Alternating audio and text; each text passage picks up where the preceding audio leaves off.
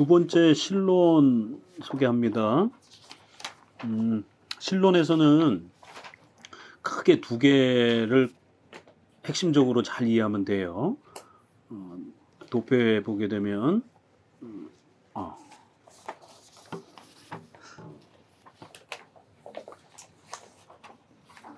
하나님의 존재, 그 다음에 하나님의 사역. 이렇게 해서 이제 항상 우리 기독교 교리는 전체를 이렇게 핵심을 잘 먼저 이렇게 요약하는 훈련을 해야 됩니다. 그러면 각각의 그 핵심적 교리를 신속하고 또 정확하게 이렇게 이해하는 데 많은 도움이 돼요. 자, 그럼 신론은 성경 전체에서 나오는 신론의 어떤 많은 주제들이 있는데, 우리가 시편만 봐도 굉장히 많은 신론에 대해서, 하나님에 대해서 이야기하잖아요. 근데 그걸 정리해 보면 하나님의 존재, 그 다음에 하나님의 일하시는 걸로 이렇게 둘로 구별이 돼요. 그럼 하나님의 존재는 또 두 가지. 하나님은 어떤 성품을 갖고 계시는 분인가? 속성이라고도 하고 성품이라고도 하고. 그래서 하나님의 성품, 그 다음에 하나님의 존재. 구체적으로 하나님은 어떤 존재인가? 삼위일체가 여기서는 아주 중요한, 아주 독특한 그러한 존재의 모습을 갖고 계셔요. 삼위일체라고 하는 한 분 하나님이신데 또 삼위격, 신격을 갖고 계시다라고 하는 것. 성품에서는 137로 그렇게 정리를 해요. 수많은 그런 성품의 내용들이 있는데 이것도 정리해 보면 가장 중요한 성품, 그 다음에 3개, 그 다음에 7개 이렇게 구별이 되더라는 거예요. 하나님의 사역, 하나님은 어떤 일을 하시는가 했을 때 우의 2개는 시간 전, 창조가 만들어지기 전 영원 세계 속에서 행하신 일이에요. 그래서 이걸 우리가 작정, 예정이다 이렇게 표현을 해요. 작정은 인간의 운명 또 우주 역사 이걸 다 포함한 좀 더 큰 의미고, 예정은 인간의 구원과 관련된 이제 그런 표현이에요. 같이 쓰기도 하는데 이게 이제 대상이 좀 달라지니까 이제 조금 구별해서 쓰기도 합니다. 작정은 피조물과 인간 전부 다. 그다음에 이제 예정은 인간의 구원과 관련해서 하나님의 신적인 그런 계획과 결정이 어떻게 이루어지는가 이런 걸 다루는 게 이제 예정이에요. 그리고 이제 창조가 이루어지고 난 다음에 시간 세계 속에서 일어나는 게 이제 창조. 그다음에 그걸 다스려가는 섭리. 그래서 그 4개는 2개에다 줄을 쳐놓고 선을 이렇게 표시를 해놓고 시간 전과 후로 구별하시면 돼요. 위아래를. 그래서 위에 2개는 시간 전, 영원 세계 속에서 일어나는 하나님의 일하시는 거고, 창조와 섭리는 시간 세계 속에서 일하시는 하나님의 일하시는 특징을 그렇게 소개하는 겁니다. 이게 가장 중요한 기독교 우리 신론의 핵심이에요. 많지 않으니까 핵심만 딱 이렇게 정리해 놓고 요거가 또 설명하면 이제 상당히 길어져요. 그러니까 이제 반복적으로 핵심을 먼저 잘 훈련이 필요합니다. 자, 그럼 하나님의 존재와 관련해서는 성품은 137 소유리 문답에 보게 되면 하나님은 영이시니 이렇게 시작을 해요. 그리고는 문장을 분리시켜 가지고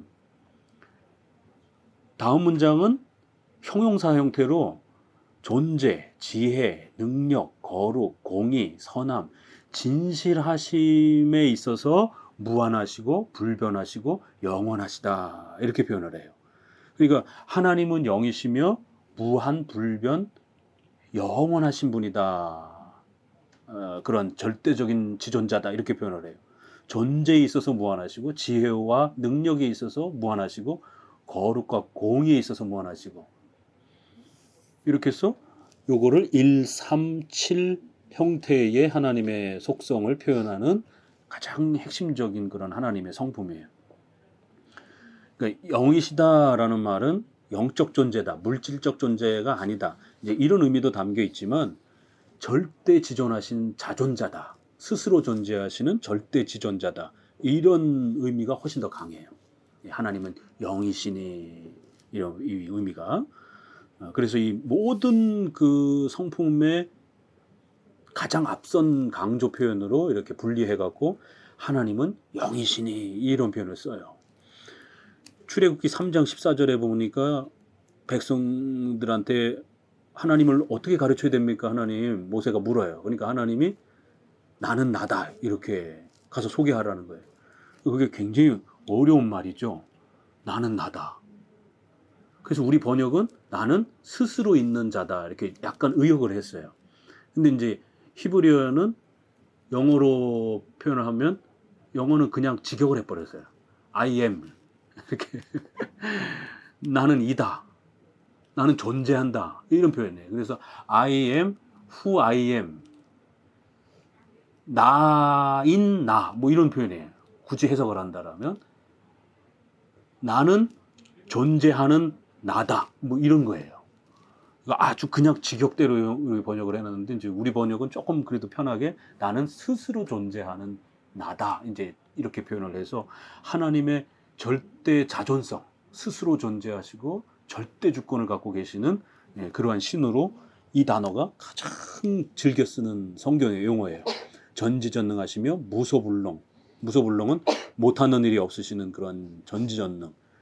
그래요. 이제 영이시며가 그렇게 구별이 되고 나머지는 보니까 무한불변 영원은 하나님의 절대적 속성이에요. 그래서 요거를 하나님의 절대적 성품이다 이렇게 표현하고 존재, 인간도 존재하죠. 지혜, 능력, 인간도 일정 부분 이런 부분들을 소유하고 있어요. 거룩함, 공의, 선함.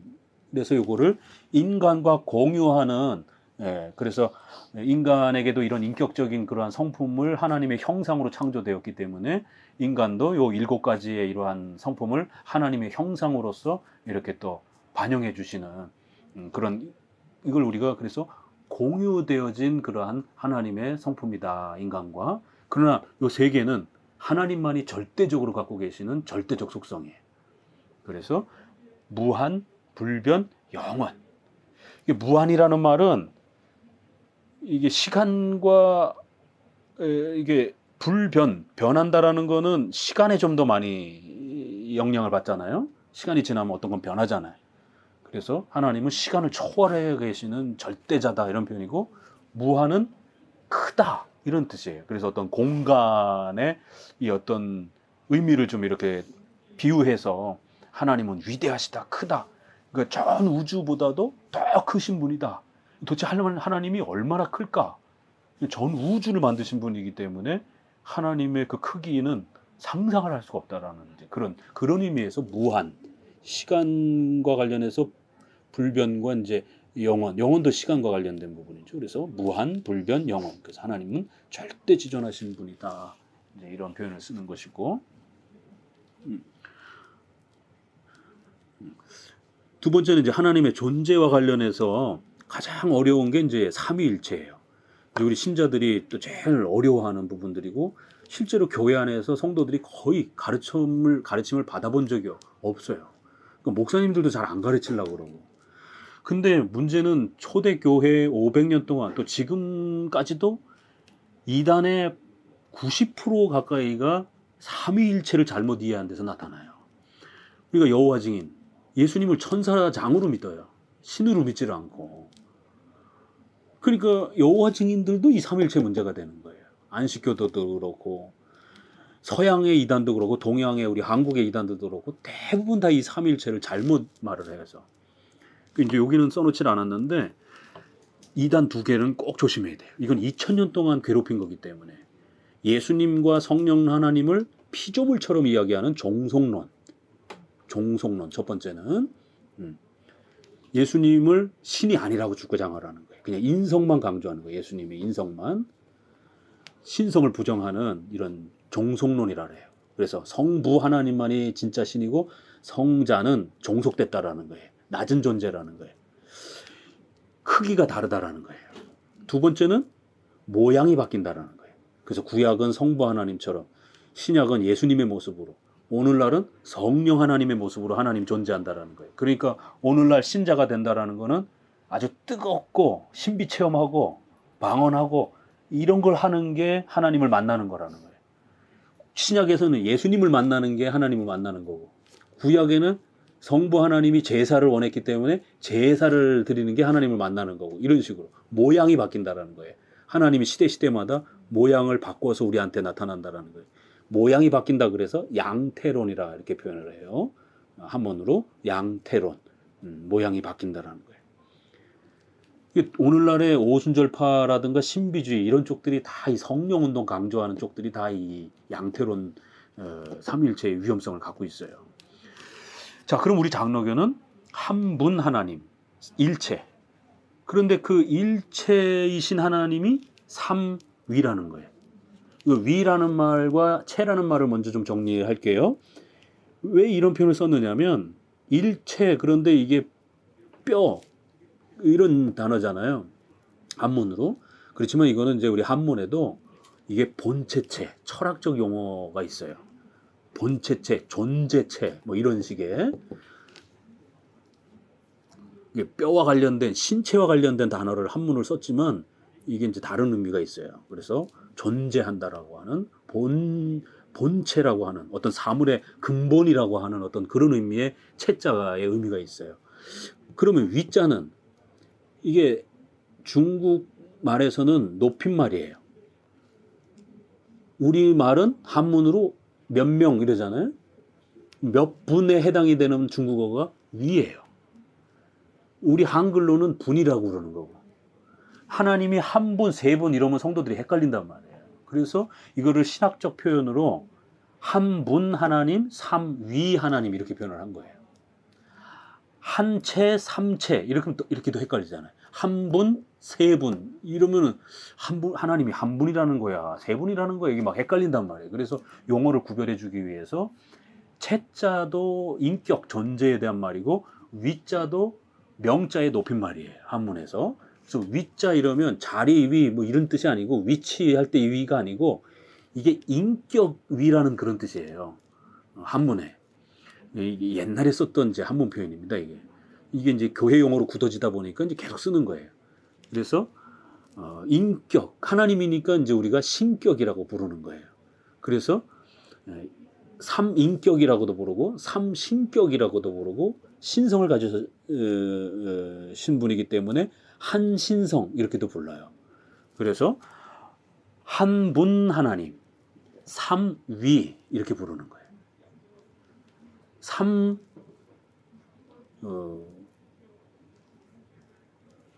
신격, 인격, 위격 이게 다 같은 말이에요. 격자를 붙여서 이게 이제 우리 번역으로 쓸 때 그래서 하나님, 성부, 성자, 성령 하나님 세 분을 표현할 때 위격이라고도 표현을 하는 거고 높임말로 신이니까 신격이라고도 표현을 하는 거고 또 인격적 존재이기 때문에 인격이라고도 표현을 하는 거예요. 그래서 한 분 할 때는 높임말로 분이라고 그러는 거고 또 한 신성, 신적 존재예요. 그래서 한 신성이라고도 표현하는 거고 또 그 하나님은 근본적으로 신이셔요. 그래서 한 본체, 한 본질 이렇게 표현을 하는 거예요. 그래서 이걸 합쳐서 삼위일체. 하나님은 그 신성이 본질이 한 분이심에도 불구하고 동시에 성부, 성자, 성령 하나님이라고 하는 다른 분이에요. 삼위는. 그런데 그 신성에 있어서 하나님이라고 하는 신성은 한 분이에요. 한 본질을 갖고 있어요. 이건 인간의 수학과 이성으로 이해가 되는 게 아니에요. 그래서 한 분이면서 동시에 삼신격을 갖고 계시는 분이다 이렇게 표현하는 거예요. 본질이 동일하신 한 하나님이시며 성부, 성자, 성령 하나님이시다. 한 분 하나님. 그래서 한 분을 잘 말을 해야 돼요. 동일 본질, 동일 본체, 동일 신성이라고도 이렇게 표현합니다. 그러니까 하나님이 성부만 하나님인 것처럼 이야기하면서 예수님을 자꾸 낮게 표현하고 이러면 이단이 될 수 있어요. 조심해야 된다고. 하나님을 한 분이라고 꼭 얘기를 해요. 하나님이 여러 분 있는 것처럼 하면 다신론이 돼버려요. 그리스 신화처럼 여러 신이 있는 것처럼. 기독교는 유일신 신앙이에요. 그런데 그 한 본체, 한 신성 안에 성부, 성자, 성령 하나님이라고 하는 다른 인격을 갖고 계시는, 다른 신격을 갖고 계시는 하나님이 계시다라는 거예요. 그래서 성부, 성자, 성령, 다른 삼위가 계시다라는 거예요. 그러니까 분명히 다른데 한 신성, 한 신적 본질을 가지고 있는 하나님이라는 거예요. 예수님도 하나님이고 성령님도 하나님이고 성자도 하나님이라는 거예요.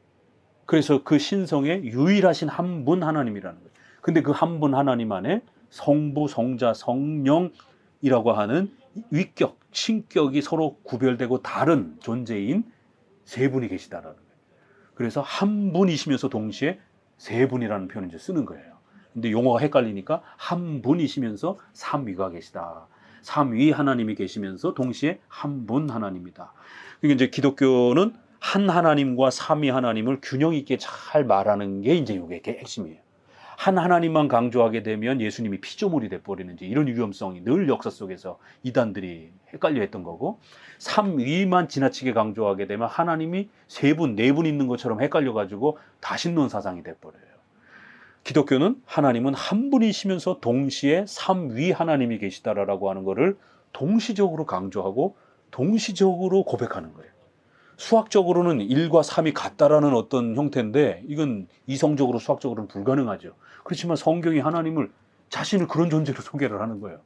모세한테는 나는 나다 이렇게 하시고, 마태복음 28장 마지막 절에 예수님이 땅끝까지 이르러되 증인이 되라 그러면서 성부와 성자와 성령의 이름으로 세례를 주라 이렇게 표현을 한단 말이에요. 축도할 때도 성부와 성자와 성령의 이름으로. 이 영어나 헬라어에는 관사가 다 구별되어 있어요. The Father, The Son, The Spirit 이렇게 해서 전부 다른 분이라는 거예요. 이게 같은 분이면 관사를 빼야 되거든요. 우리 표현에는 그냥 성부와 성자와 성령의 이름으로 이렇게 번역이 됐어요. 그러니까 좀 구별성이 좀 약하게 번역이 됐어요. 우리 한글 언어 때문에 그래요. 우리 한글은 그 하나님, 그 성자, 그 성령 이렇게 표현하지는 않거든요. 우리는 관사를 잘 안 쓰다 보니까. 근데 영어는 The Father, The Son, The Spirit 해서 아주 분명히 관사를 더자를 쓰게 되면 서로 다른 존재라는 거예요. 이렇게 해서 신약에 와서는 삼위 하나님이 이렇게 아주 명확하게 표현이 되는 거예요. 자, 그럼 이건 이제 어떻게 우리가 정리를 하느냐? 한 분 하나님과 관련해서는 동일하신 한 분 하나님을 늘 강조하는 거예요. 삼위를 말할 때는 세 가지를 기억하면 돼요. 구별을 되신다라는 것. 성부, 성자, 성령 하나님은 같은 분이 아니에요. 분명히 서로 다른 분이에요. 구별. 그렇지만 성부가 높고 성자가 낮은 것처럼 이렇게 말하면 안 돼요. 동등한 다 한 분 신성을 가지신 신이신 분들이에요. 그러니까 동등성을 잘 유지해야 돼요. 그렇지만 예수님이 오셔서 아버지는 나보다 높으시다. 아버지가 시킨 일을 내가 다 하는 거다. 아버지를 굉장히 높으신 분처럼 표현을 해요. 질서에 있어서 차이는 있다라는 거예요. 계급의 차이가 아니고 삼위 하나님이 서로, 아버지는 나으시고 예수님은 영원히 태어나시고 성령 하나님은 아버지와 아들로부터 보냄을 받으셨다 이렇게 표현한단 말이에요. 그러면 보냄을 받는 분이 우리 상식상으로는 뭔가 시킴을 받는 것처럼 느껴지잖아요. 낳다 그러니까 낳는 분과 낳음을 받는 분이 좀 차이가 있는 거고, 이런 용어를 가지고 하나님을 설명하는 거예요, 성경이. 그래서 인간의 어떤 보냄이라든가 낳는 거를 단어를 사용했기 때문에 오해가 혹시라도 일어날까 봐 영원히 낳으셨다, 영원히 보내셨다, 요한복음에 보면 이제 이렇게 표현이 돼요. 그래서 성부와 성자가 서로 다른 분이라는 것을 어떻게 설명을 할까? 성경은 이 정도로 표현하는 거예요. 아버지께서 아들을 낳았다. 그래서 그게 외아들, 독생자. 그렇지만 우리 인간의 부모 자식과 같은 그런 식으로 생각하면 안 된다는 거예요. 그렇게 되면 부모가 높잖아요. 그래서 분명히 차이가 존재한다는 거예요. 그러나 그 차이는 계급의 차이가 아니라, 부모 자식과 같은 그런 계급의 차이가 아니라 질서의 차이. 하나님의 존재하시고 일하시는 그 구별됨을 강조하시기 위한 차이라는 거예요. 그래서 성부 하나님은 작정과 예정하시고, 성자 하나님은 이 땅에 오셔서 우리를 위하여 십자가에 죽으시고, 성부 하나님이 죽으신 건 아니에요. 육체를 가지신 예수님이 죽으신 거예요. 그리고 성령 하나님은 예수님이 우리 눈에 보이지 않을 때에 그 예수님과 우리를 연결시켜 주시는 그런 구원의 역사를 하신다는 거예요. 이렇게 서로 하시는 일이 다르고 존재의 방식이 서로 이렇게 구별된다는 거예요. 그래서 그러한 질서성은 존중된다는 겁니다. 요 삼위와 관련해서는 세 개, 한 하나님과 관련해서는 동일하시다 이렇게 표현하는 거예요. 그래서 웨스트민스터 신앙고백에는 요거를 정리해서 신성의 통일체 안에, 본질 안에 본체와 권능과 영원성에 있어서 하나인 삼위가 계시니 곧 성부, 성자, 성령 하나님이시다. 성부는 그 누구로부터 난 것이 아니고 태어나지도 않으시고 나오지도 않으신다. 성부가 어떤 존재예요? 이러니까 성경이, 요한복음이 이렇게 설명을 해요. 성자는 성부에게서 영원히 나시고. 요한복음 1장을 딱 펴니까 태초에 말씀이 계시느니라 그러잖아요. 그 말씀이 하나님과 함께 계셨다. 관사를 써가지고 그 하나님과 성자가 함께 계셨다 이렇게 얘기를 해요. 그리고 그 하나님이 성자를 낳으셨다. 이렇게 독생자다 이런 표현을 쓴단 말이에요. 아, 기독교의 하나님은 굉장히 독특하게 존재하시는구나. 그러니까 일반 세상의 어떤 신들하고는 전혀 다른 방식으로 인간의 이성을 초월하는 그런 방식으로 존재하시기 때문에 요거를 이렇게 정리해서 삼위일체다 이렇게 표현하는 거예요. 자, 그럼 하나님 어떤 일을 하시는가라고 했을 때 신적 작정, 예정, 하나님은 창조 전부터 종말 이후까지의 모든 것을 계획하시고 준비하셨다. 선과 악을 포함하여 인간의 의지 등 모든 것이 하나님의 절대 주권 아래에 있다. 그래서 모든 것, 선과 악 전체를 포함해서 인간의 운명 전체를 포함해서 하나님이 결정한다는 거예요. 인간 편에서는 굉장히 좀 불편해 보일 수도 있지만 하나님은 전지전능하신 자존자이기 때문에 하나님이 원하는 모든 것을 시간이 존재하기 전, 창조가 되어지기 전에 하나님이 기뻐하시는 대로 원하시는 대로 모든 것을 스스로 하신다는 거예요. 그러니까 신앙이란 이런 창조주를 우리가 인정하느냐 안 하느냐예요. 구원과 관련해서는 예수님이 나의 죄를 이제 다음에 이제 나오겠지만 예수님이 나의 죄를 위해서 대신 죽으셨다. 이거를 받아들이는 거고 또 하나는 창조주와 관련해서는 하나님이 내 주인이다라고. 그래서 주라는 표현을 주님, 여호와, 하나님 이름이 많잖아요. 이렇게 성경에서. 그럴 때 주님은 영어로 이제 로드, 주인 이런 뜻이에요. 그러니까 내가 내 인생의 주인이 아니라 하나님이 내 인생의 절대 창조자이시고 주인이시다. 그러니까 그 창조주가 원하는 대로 모든 것을 결정할 수 있다라는 것. 그런 전능자를 우리가 인정하고 그분이 정하신 삶의 스케줄을 따라서 우리가 살고 싶다라고 하는 그 신을 수용하고 받아들이는 거예요. 이게 신앙인 거예요. 예수님과 관련해서는 예수님이 내 죄를 대신 그렇게 짊어지시고 죽으셨다라는 것을 받아들이는 거. 이 두 개를 받아들이는 게 이제 신앙이라고 그러는 거예요, 우리가. 그래서 신적 작정.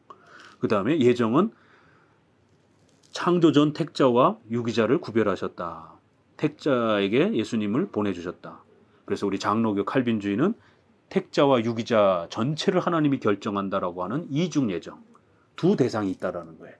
그런데 알미니안주의라든가 이런 복음주의에 있어서는 누구나 다 택함 받는다. 네가 열심히만 하면 이걸 단일 예정이라고 그래요. 선택만 강조해요. 당신의 손에 달렸다. 당신의 노력에 달렸다. 이렇게 말을 하는 거예요. 이러면 하나님의 전능성이 떨어지는 거예요. 하나님 허수아비가 되어버리는 거고. 하나님이 전지전능한 위대한 그 신이다라는 거를 우리가 어떻게 알 수 있겠어요? 보지도 못했는데. 그러면 성경이 하나님이 우리의 인생 전체, 우주의 전 역사를 하나님이 결정한다라고 하는 이 결정권, 창조권. 또 하나는 선택과 인간의 구원과 관련해서 구원받을 자와 구원받지 않을 자를 하나님이 스스로 선택하셨다라고 하는. 이거 빼놓으면요, 하나님이 절대자라는 거를 우리가 알 방법이 없어요. 나머지 성품에서는 능력, 거룩, 공의 이런 거는 우리에게도 있잖아요. 그러니까 하나님을 고백해 놓고도 하나님을 나랑 대등한 존재, 내가 막 부릴 수 있는 신처럼 이런 오해가 발생이 된단 말이에요.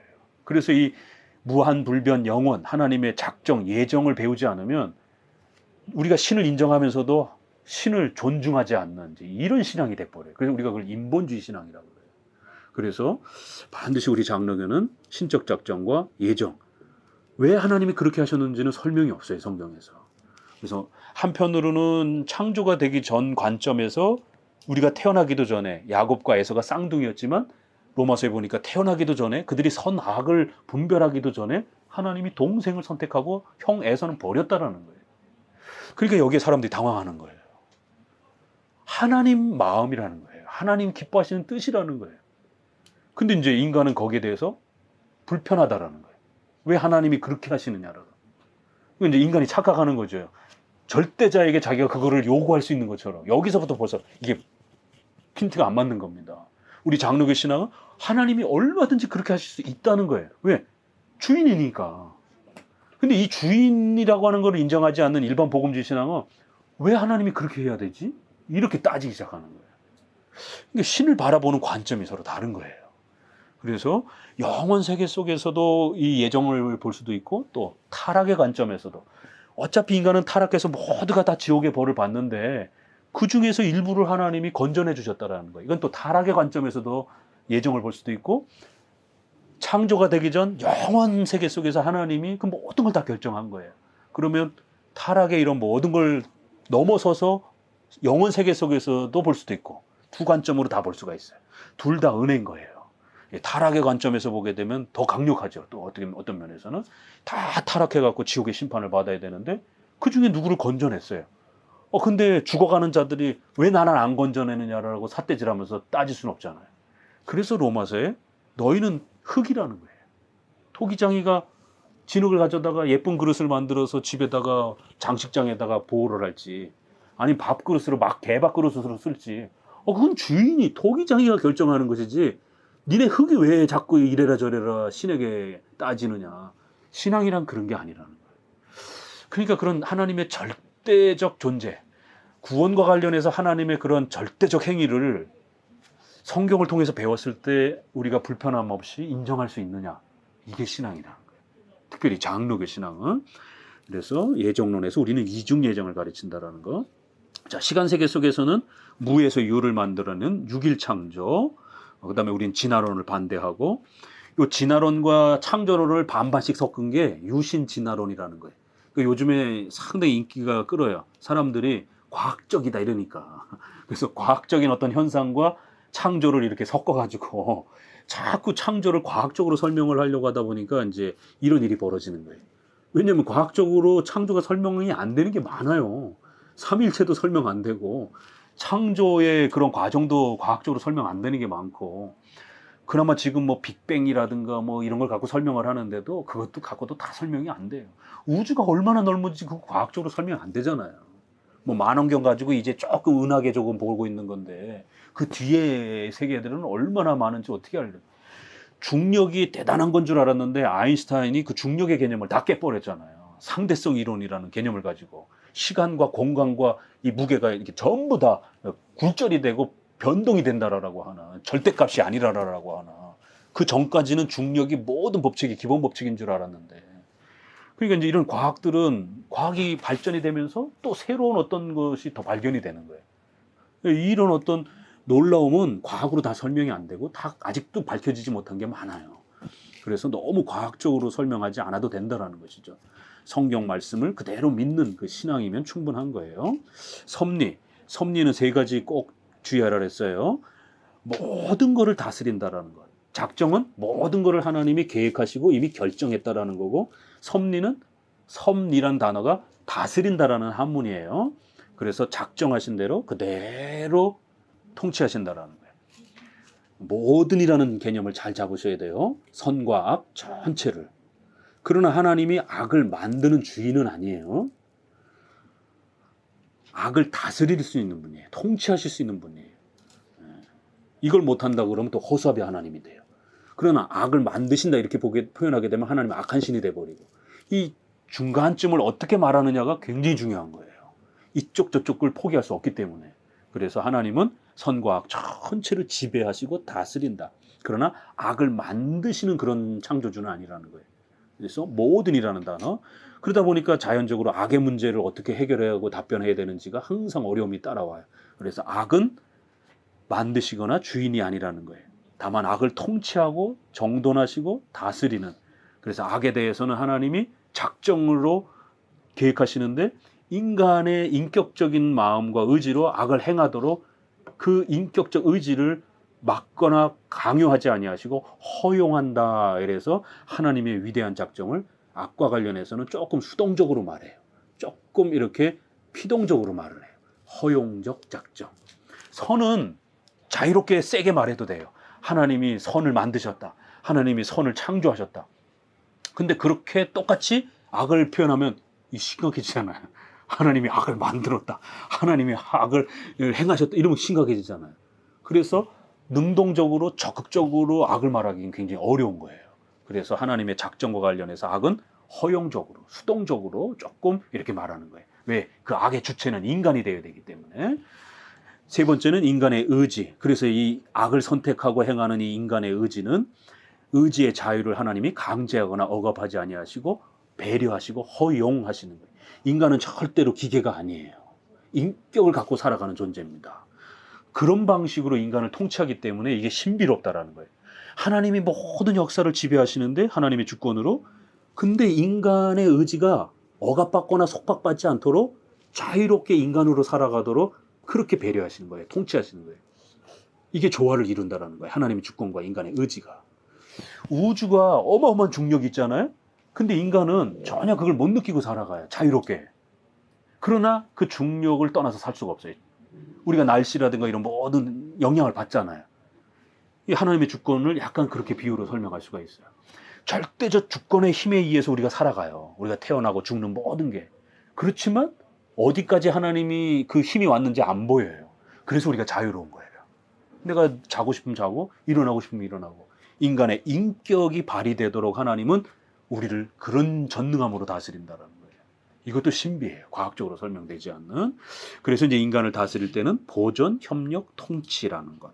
이거를 신앙고백서에서는 보존은 창조 법칙이에요. 그래서 필연적으로 신자도 밥도 먹어야 되고 건강도 관리해야 되고 일도 다녀야 되고 직장도 다녀야 되고 결혼도 해야 되고, 이건 자연 법칙인 거예요. 필연적인 법칙이에요. 두 번째, 자유롭게 협력이라는 거예요. 인간의 의지를 사용하는 거예요. 그래서 인간이 선을 택하고 악을 택하는 이런 모든 역사에 하나님이 협력하는 방식으로, 그렇게 배려하는 방식으로 인간의 자유와 이런 의지를 사용하는 거예요. 그래서 예수님도 자유롭게 믿고 여러분이 교회도 여러분이 원해서 오는 거예요. 인간의 의지를 자유롭게 사용하는 거예요. 마지막은 통치. 그럼에도 불구하고 우리가 살아가다 보면 기적적인 일들이 있는 거예요. 인간이 어떻게 설명할 수 없는, 우리 인생에 뭔가 강제로 뭔가 일어나는 그런 일들이 일어나는 겁니다. 기적 같은 일들이. 이렇게 요거는 이제 앞으로 더 계속 배워 나갈 거예요. 그러니까 신론과 관련해서는 요 정도가 가장 핵심적인, 앞으로 우리가 배워가야 될 핵심적 교리라는 것을 꼭 기억해 주시기 바랍니다. 수고하셨습니다. 네.